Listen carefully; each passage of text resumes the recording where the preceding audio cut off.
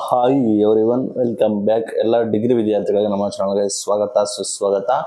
Degree ಯಾರು PUC pass ಆಗಿದ್ರೆ degree ಹೋಗ್ಬೇಕು ಅನ್ಕೊಂಡಿದ್ರೆ ಅವ್ರಿಗೆ ಬಿಗ್ ಶಾಕ್ ಅನ್ಬೋದು.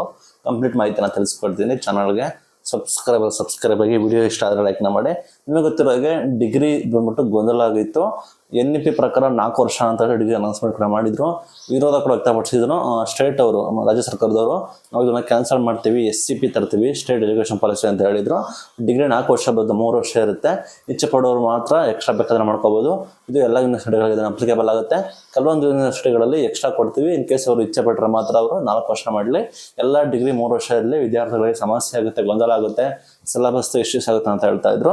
ಅದನ್ನ ಇನ್ನೂ ಕೂಡ ಜಾರಿಗೆ ತಂದಿರಲಿಲ್ಲ. ಈಗ ಅಡ್ಮಿಷನ್ ಆಗಬೇಕಾಗುತ್ತೆ. ಅದೇ ರೀತಿ ಅಡ್ಮಿಷನ್ ಆಗೋದಕ್ಕೆ ಪರ್ಮಿಷನ್ ಕೂಡ ಉನ್ನತ ಶಿಕ್ಷಣ ಇಲಾಖೆ ಕೊಟ್ಟಿಲ್ಲ. ಯಾವ ರೀತಿ ಮಾಡ್ಬೇಕಂತ ಕೂಡ ಗೊತ್ತಿಲ್ಲ.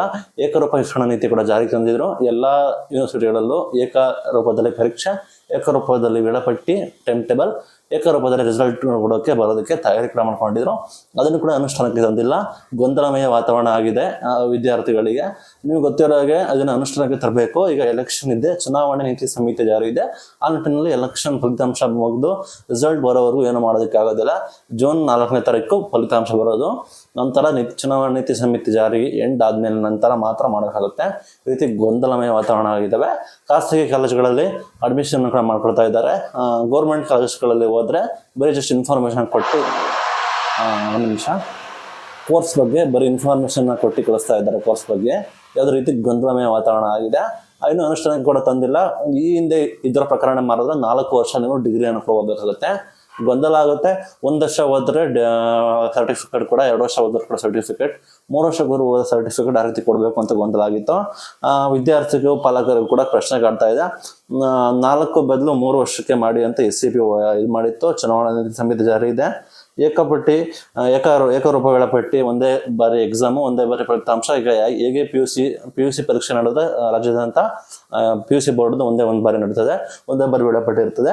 ಬಟ್ ಡಿಗ್ರಿಗಳಲ್ಲಿ ಯೂನಿವರ್ಸಿಟಿಗಳ ವಯಸ್ಸು ಬೇರೆ ಬೇರೆ ಇರ್ತದೆ. ಗೊಂದಲಮಯ ವಾತಾವರಣ ಆಗಿರುತ್ತೆ. ಆ ನಿಟ್ಟಿನಲ್ಲಿ ಏಕರೂಪದಲ್ಲಿ ಮಾಡಬೇಕು ಅಂತ ಹೇಳ್ತಾ ಇದ್ರು. ಅದು ಕೂಡ ಈಗ ಎಲೆಕ್ಷನ್ ಕಾರಣ ಕಷ್ಟ ಆಗ್ತದೆ. ಇಲ್ಲಿ ಯೂನಿವರ್ಸಿಟಿಗಳ ಅಧ್ಯಕ್ಷರು ಏನ್ ಹೇಳ್ತಾರೆ ಅಂದ್ರೆ, ಪದವಿ ಪ್ರವೇಶ ಪ್ರಕ್ರಿಯೆ ಆರಂಭಿಸಲು ಉನ್ನತ ಶಿಕ್ಷಣ ಇಲಾಖೆಯಿಂದ ಯಾವುದೇ ಸೂಚನೆ ಕೂಡ ಬಂದಿಲ್ಲ.